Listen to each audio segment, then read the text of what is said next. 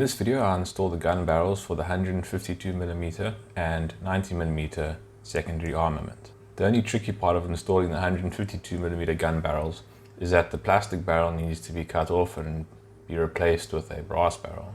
Now, in the past, what I would do is individually on each gun I would cut off the barrel, drill the hole, and then install the brass barrel. But in doing it that way, it's kind of difficult to keep everything consistent, and it would take a lot of playing around to get everything to line up nicely. So I thought I'd try something a bit different this time. So the idea is to glue the complete blast bag and barrel to the turret, let it dry, then cut off the barrels, sand them so that they're all the exact same length, and then drill the holes and install the brass barrel. So this is a bit of an experiment for me. I'm not sure how this is going to work out. The glue that I've decanted into the jar is Revell contactor. I'm applying it to the turret with a toothpick, and then I took the guns and I painted the blast bags black, and now I'm simply gluing the blast bag to the turret. And then once that's all dried and set, I will then cut off the barrels, sand it, and drill the holes to install the brass barrel. So here they have dried, and this is just quick and easy. Cut off the barrels fairly close to the blast bag, and then take a file and sand it so that they are smooth. The difficulty that I had here was making sure that I sanded the blast bag square to the face of the turret. It was actually quite tricky to make sure that I didn't sand one end lower than the other, but in the end it worked out and they all lined up quite nicely. With the plastic barrels removed and the blast bag sanded, I then used a pin vise with a slightly larger than required drill bit. The slightly bigger hole means that the hole doesn't have to be perfectly centered or can be off at a slightly different angle. And then when it's filled with super glue, you have room to maneuver the gun.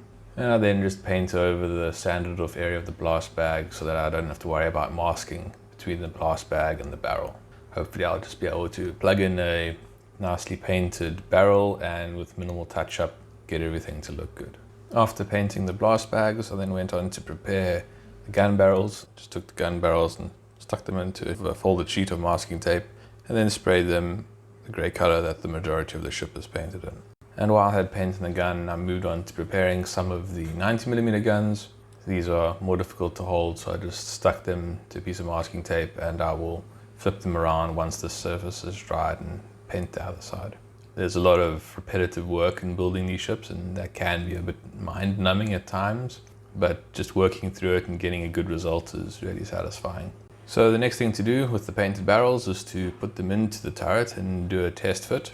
It's important to make sure that they go in easily and can be positioned into the correct place, because once you have glue in there, it'll be very difficult to remove them. So you kind of want to get it right the first time. Make sure that they go in all the way and can be positioned roughly correctly. So there's the test fit.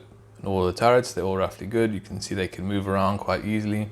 So now I can put in glue and hopefully get them to all line up quite nicely. So for this task, I'll be using extra thick super glue again, primarily because it is slow drying.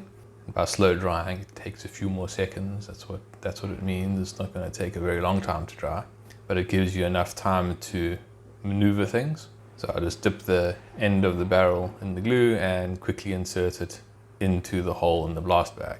Then once all three are in, I then try to move them around to get them to line up as best I can. Previously, the way that I've put together these guns is I'd individually prepare each blast bag and gun, and then I would install the completed gun and blast bag assembly into the turret. Now this is different in the sense that the blast bag's already glued in and I'm just inserting the barrel. My thinking was that it would look better because all the blast bags would end in a perfect line despite any slight variations in how they were installed into the turret. And then I'd have the smaller surface of where the gun barrel attaches to the blast bag to move things around. Whereas if you were to do it the other way, then you kind of have to angle the blast bag into the turret, and then you might get different sort of angles over there. And also, depending on how things have been sanded, they might end at different lengths, so then your gun barrels don't all stop at the same point. But it was at this point that I discovered that super glue is also not the ideal way of doing this, because it in itself dries quickly, even though this is slow drying super glue, which gives you not really much time to adjust the barrels into the perfect positions. Whereas if you're doing the plastic on plastic gluing, then you're using normal, plastic cement, which takes a lot longer to dry, so you have more time to position things and get things better.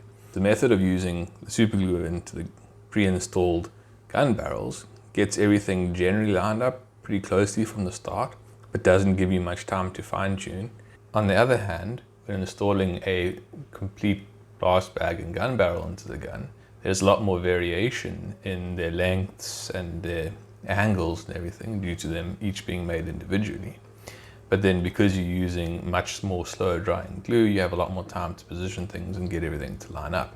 I'm at this point still not sure which is the better method, although I did make some mistakes during this one, which in the end caused some of the blast bags to snap off from the model as I was trying to maneuver glue that had dried too quickly, which meant I was in the position of once again having to install a complete gun barrel and blast bag into the turret and use normal plastic cement to do this, which kind of meant that in the end I got a bit of both worlds, and that may not have been for the better. But on the guns where it cooperated, it did come out quite well, and I think it was good. It's just that when there was lack of cooperation from the kit, as these things sometimes do, then it became quite difficult to get it to look good. But in the end, I did get them all in, as you can see. Some of the barrels are a bit squiff, and it did require some further handling to get them to look good. With all the handling, some of the paint had rubbed off a bit, so I was just reapplying it to the blast bags. And some paint had also rubbed off on the photo-etch around the blast bags, so it required me to just reapply some paint over there. While I do try to touch up areas where I've rubbed paint off of the photo-etch, it's not something that I'm overly concerned about. This is because what you find is once you've done weathering, and this is the kind of area where the panel liner will build up, and then once you've sealed it in with matte varnish, that exposed photo-etch becomes very difficult to spot. And if you do spot it, it looks like it's part of the weathering effect. So it's not something to be overly concerned about. I'm not saying that you shouldn't be concerned about shoddy paintwork. It's just that if everything isn't perfect, it doesn't really matter, because the chances are some future process will cover up that defect. So on screen you see one of the turrets that gave a lot of trouble and required a lot of manhandling of those gun barrels to try and get everything reasonably in place. As you can see in the process of doing that, I did chip off quite a lot of paint on the barrels, which was unfortunate. So I now have to just reapply some paint to them to get them to look half decent again. This is the worst of the turrets, I think. As you can see, the middle barrel doesn't go out quite as far as the other two. It's one of those little things you have to live with. It's quite noticeable when it's the only thing on screen for you to look at, but when it's actually on the model, it's much harder to notice that it's a bit off. And then what I like to do is just take the guns after I've made them and try and compare them to each other to make sure that they all are roughly the same. I kind of like the barrels to all be pointing in the same direction and the same elevation. So I just take two turrets, stick them next to each other, and see if the barrels line up in the center. If they do that, I think it's reasonable to say that they are roughly analogous to each other and they won't look too strange on the model. But definitely getting the turrets to line up is one of the more difficult things. I still don't have, I think, the ideal way of doing it. This turret looks quite good. I think it was one of the easy ones.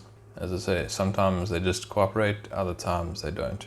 So here are the 152mm guns and their turrets on the ship, and as you can see, they look quite good. So now moving on into the 90mm guns. There are 12 of these things. I'd previously painted and prepared these turrets, and as you saw, I'd also painted the 90mm guns. These are painted in the color that corresponds to the section of camouflage that they're in. These guns are quite easy to put together. Simply insert them through the bottom of the turret into the hole, position the gun mounts on the little tabs inside the turret, apply the base plate to the inside of the housing, and then here I'm using extra thin plastic glue, touching it on the boundary line and letting it seep its way in. This is definitely the easiest way to do it, and just push it in because I was concerned that it wasn't properly inserted. Do that 12 times and then you get this. all the turrets with their guns installed. Now the ship is starting to really look like a proper battleship. Has its secondary armament now complete. So I can move on to the next phase, which is making sure that the camouflage is all nicely lined up, do the last bits of touch-up, and then paint the decks. That's all for this video. Thanks for watching. Cheers.